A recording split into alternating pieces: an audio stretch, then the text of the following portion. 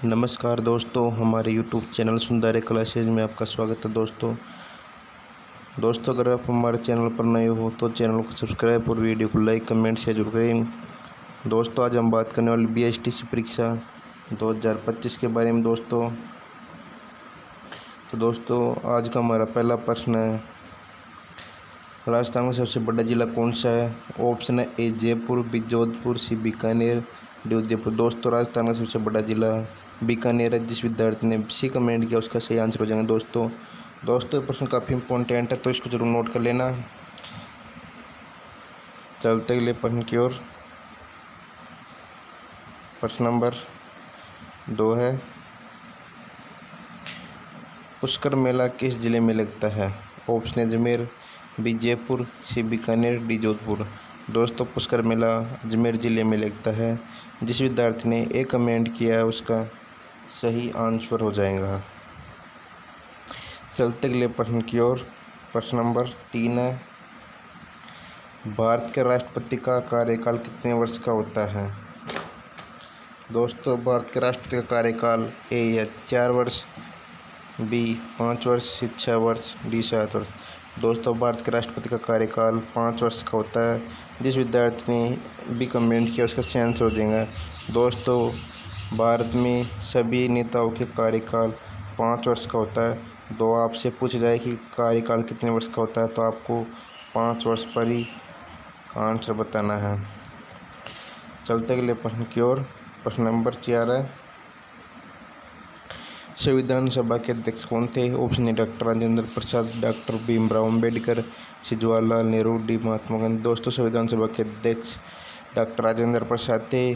जिस विद्यार्थी ने ए कमेंट किया उसका सही आंसर हो जाएगा। दोस्तों चलते अगले प्रश्न की ओर। प्रश्न नंबर 5 है, राजस्थान की राजधानी कहाँ है? ऑप्शन उदयपुर, बी कोटा, सी जयपुर, डी जयपुर। दोस्तों राजस्थान की राजधानी जयपुर है। जिस विद्यार्थी ने सी कमेंट किया उसका सही आंसर हो जाएगा। चलते अगले प्रश्न की ओर। उससे पहले आपसे निवेदन है कि चैनल को सब्सक्राइब और वीडियो को लाइक कमेंट शेयर जरूर करें। प्रश्न नंबर 6 है, सूर्य मंदिर कोणार्क किस राज्य में स्थित है? ऑप्शन ओडिशा, बी बिहार, सी राजस्थान, डी मध्य प्रदेश। दोस्तों इसका सही आंसर हो जाएगा ए यानी कि ओडिशा।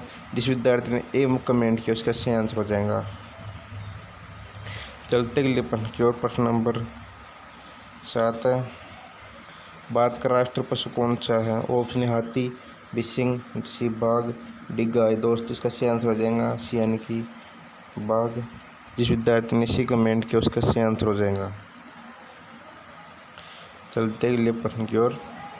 प्रश्न नंबर 8 है, पृथ्वी का नीला ग्रह किसे कहा जाता है? ऑप्शन ए मंगल, बी पृथ्वी, सी शुक्र, डी बृहस्पति। दोस्तों पृथ्वी का नीला ग्रह पृथ्वी को कहा जाता है। जिस विद्यार्थी ने बी कमेंट किया उसका सही आंसर हो जाएगा। दोस्तों प्रश्न काफ़ी इंपॉर्टेंट है तो इसको जरूर नोट कर लेना।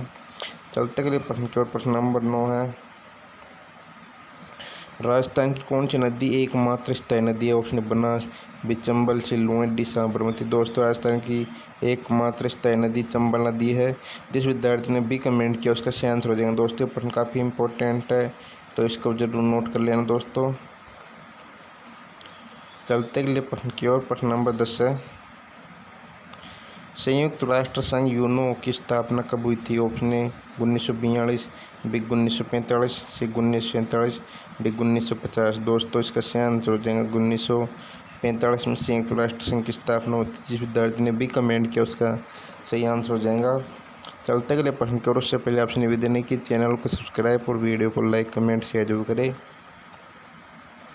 प्रश्न नंबर 11 है, भारत का पहला उपग्रह कौन सा था? ऑप्शन रोहिणी, बी भास्कर, सी आर्यभट्ट, डी इनसेट। दोस्तों भारत का पहला उपग्रह आर्यभट्ट था। जिस विद्यार्थी ने सी कमेंट किया उसका सही आंसर हो जाएगा। चलते अगले प्रश्न की ओर। प्रश्न नंबर 12 है,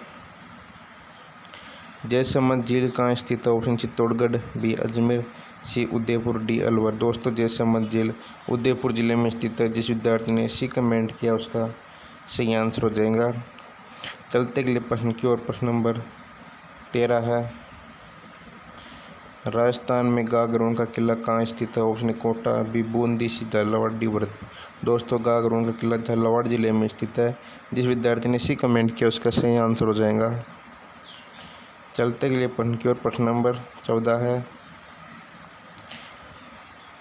वंदे मातरम गीत किसने लिखा था? Option A Rabindranath Tagore, B Bankim Chandra Chattopadhyay, C Mahatma Gandhi, D Bal Gangadhar तिलक। दोस्तों इसका सही आंसर हो जाएगा बंकिम चंद्र चट्टोपाध्याय। जिस विद्यार्थी ने बी कमेंट किया उसका सही आंसर हो जाएगा। दोस्तों चलते के लिए प्रश्न की ओर। उससे पहले आपसे निवेदन है कि चैनल को सब्सक्राइब और वीडियो को लाइक कमेंट शेयर जरूर करें। प्रश्न नंबर 15 है, पंचायत राज की शुरुआत सबसे पहले किस राज्य से हुई थी? दोस्तों ए महाराष्ट्र, बी राजस्थान, सी उत्तर प्रदेश, डी गुजरात। दोस्तों इसका सही आंसर हो जाएगा बी यानी कि राजस्थान से। जिस विद्यार्थी ने बी कमेंट किया उसका सही आंसर हो जाएगा। चलते के लिए प्रश्न की ओर। उससे पहले आपसे निवेदन है कि चैनल को सब्सक्राइब और वीडियो को लाइक कमेंट शेयर जरूर करें।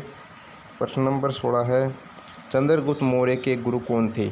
ऑप्शन चाणक्य, बी वाल्मीकि, सी वेदव्यास, डी पतंजलि। दोस्तों चंद्रगुप्त मौर्य के गुरु चाणक्य थे। जिस विद्यार्थी ने ए कमेंट किया उसका सही आंसर हो जाएगा। चलते के लिए प्रश्न की ओर। प्रश्न नंबर 17 है, काजरी और घूमर किस राज्य के लोक नृत्य है? ऑप्शन गुजरात, बी हरियाणा, सी राजस्थान, डी पंजाब। दोस्तों इसका सही आंसर हो जाएगा सी यानी कि राजस्थान। जिस विद्यार्थी ने सी कमेंट किया उसका सही आंसर हो जाएगा। दोस्तों काजरी और घूमर नृत्य राजस्थान का लोक नृत्य है। चलते के लिए प्रश्न की ओर। प्रश्न नंबर 18 है, जल दिवस कब मनाया जाता है? दोस्तों ए 22 मार्च, सी 5 जून, डी 5 अगस्त, डी 10 दिसंबर। दोस्तों जल दिवस 22 मार्च को मनाया जाता है। जिस विद्यार्थी ने बी कमेंट ए कमेंट किया उसका सही आंसर हो जाएगा। चलते के लिए प्रश्न की ओर। प्रश्न नंबर 19 है, राजस्थान में किस स्थान को झीलों की नगरी कहा जाता है? दोस्तों अजमेर, बी अलवर, सी उदयपुर, डी जयपुर। दोस्तों झीलों की नगरी उदयपुर जिले को कहा जाता है। दोस्तों उदयपुर में सबसे ज़्यादा झीलें हैं इसलिए झीलों की नगरी कहा जाता है। दोस्तों प्रश्न भी काफ़ी इंपॉर्टेंट है। चलते के लिए प्रश्न की ओर। प्रश्न नंबर 20 है, भारतीय संसद कितने सदनों से मिलकर बनी होती है? ऑप्शन 1, बी 2, सी 3, डी 4। दोस्तों भारतीय संसद 3 सदनों से मिलकर बनी होती है। जिस विद्यार्थी ने सी कमेंट किया उसका सही आंसर हो जाएगा। दोस्तों आज की हमारी क्लास यहाँ पर ख़त्म होती है। तो आपसे निवेदन है कि चैनल को सब्सक्राइब और वीडियो को लाइक कमेंट शेयर करें। दोस्तों चैनल को सब्सक्राइब करने से आपका एक फ़ायदा हो जाएंगे कि आप हमारी वीडियो क्लास आते ही आपको जल्द से जल्द नोटिफिकेशन मिल जाएगा। और कमेंट में आपको बताना है कि आप कितने पर सही और कितने पर गलत हुए। दोस्तों मिलते अगली क्लास में। धन्यवाद।